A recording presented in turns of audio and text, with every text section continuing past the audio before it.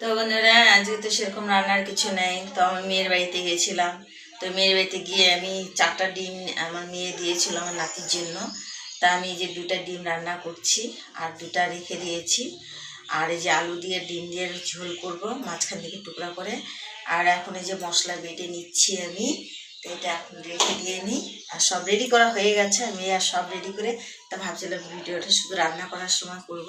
তা রান্না করার সময় তো হয়নি। তা এখন আমি এই যে রেডি করে নিই, যা নাতিবাবু বলে যে আমি করে দিচ্ছি ক্যামেরাটা, তাই জন্য আর কি আমি মশলাটা বেটে নিই। তা আপনারা দেখতে থাকুন আমার ভিডিওটা।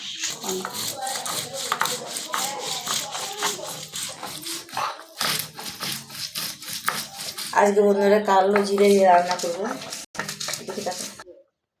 তা আমি আজকে বলছি যে রান্না করি কাঁচা লঙ্কা দিয়ে রান্না করবো। আজকে আর শুকনো লঙ্কার গুঁড়ো দিব না, কেন শুকনো লঙ্কাটা খাওয়াটা বেশি ভালো না আমার পক্ষে, সেই কারণে কালারটা হয়তো এটা আসবে না।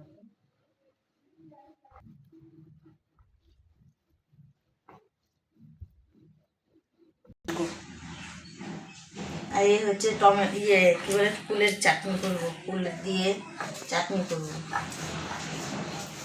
তো কড়াই আমার গরম হয়ে গেছে, আমি এখন কুলের চাটনিটা আগে করে নিব। তো আমি শুকনো লঙ্কাটা দিয়ে দিলাম,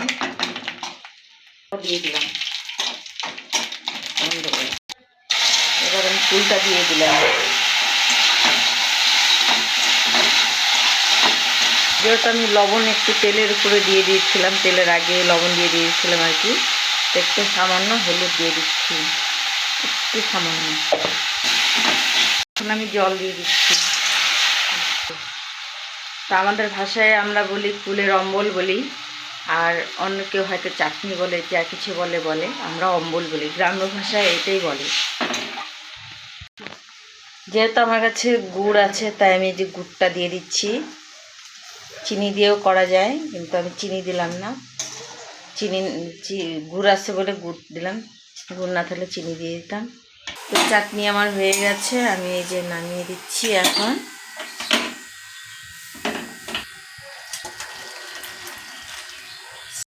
ডিমটা ভোকলা হয়ে গেছে, নতুন ডিমটা ভোকলা হয়ে গেছে। দেখুন কি করে এইটা একটু কী করবো, তাই এইভাবে রান্না গোটাই করবো, অর্ধেক আর করবো না। বন্ধ কর। জিরে দিয়ে দিচ্ছি, তেজপাতাটা দিয়ে দিই,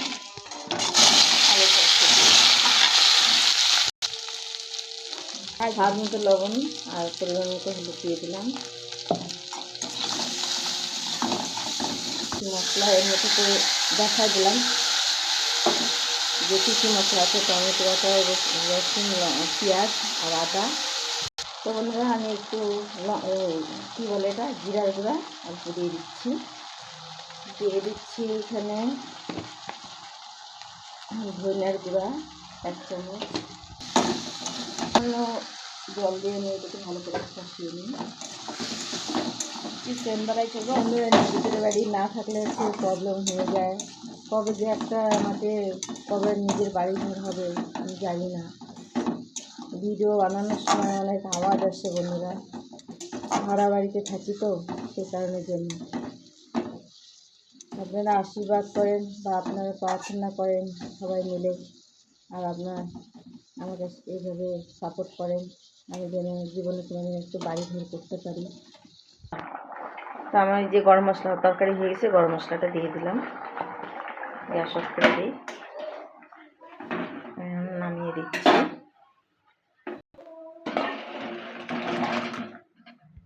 তো বন্ধুরা তোমরা আমার ভিডিওটা কেমন লাগলো, এইভাবে রান্না করে আপনারা খাবেন, খুব ভালো লাগে, স্বাদ লাগে। আর আপনারা আমার ভিডিওটা যদি ভালো লেগে থাকে তাহলে লাইক কমেন্ট শেয়ার করে দিয়েন বন্ধুরা, আর আমার পাশে থাকেন প্লিজ।